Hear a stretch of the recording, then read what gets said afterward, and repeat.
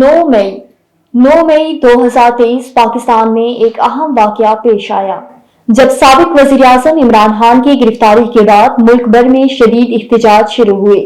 ये दिन खास तौर पर पाकिस्तान तहरीक इंसाफ PTI के कारकुनान की तरफ से भरपूर रद्द-ए-अमल और बाज़ जगहों पर सरकारी और अस्करी इमारत पर हमलों की वजह से याद रखा जाता है।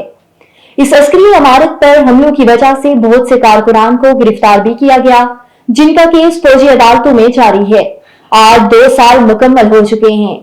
2 साल कबल इस वाक़े में तहरीक इंसाफ के अक्सर रहनुमाओं ने तहरीक इंसाफ छोड़ दी थी। फौजी अदालतों में ज़ेर-उल-तवा केसेस जारी हैं। कुछ कारकुनान को सजाएं भी दी जा चुकी हैं। हुकूमत की जानिब से ये भी फैसला किया गया कि 9 मई के केसेस में तहरीक इंसाफ के सियासी रहनुमा के ऊपर अब और कोई केस नहीं किया जाएगा। वाज़ेह रहे कि इस तरह 9 मई के जो वाक़यात हैं, इससे पहले तारीख में कभी नहीं हुए। वाज़ेह रहे कि 9 मई के केस में बानी PTI इमरान खान भी नामजद हैं। उनका केस भी जारी है। तहरीक इंसाफ की तरफ से मौक़िफ़ जारी किया गया कि 9 मई के केसेस में जितने भी कारकुन हैं सब बेगुनाह हैं, जबकि हुकूमत पाकिस्तान का कहना है कि इसमें जो भी मुलव्विस है इसे सजाएं दी जाएंगी। 9 मई 2023 के केसेस में गिरफ्तारियों के हवाले से तफसील से आगाह किया जाए तो कुछ हासिल शुदा मालूमात के मुताबिक पंजाब में गिरफ्तारियां।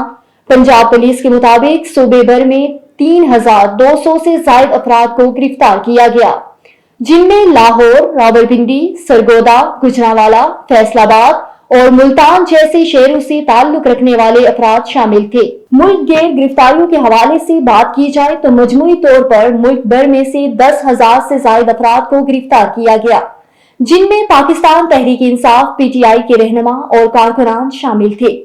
फौजी अदालतों में मुकदमात में गिरफ्तार शुदगान में से 102 अफराद के मुकदमात फौजी अदालतों में मुंतकिल किए गए।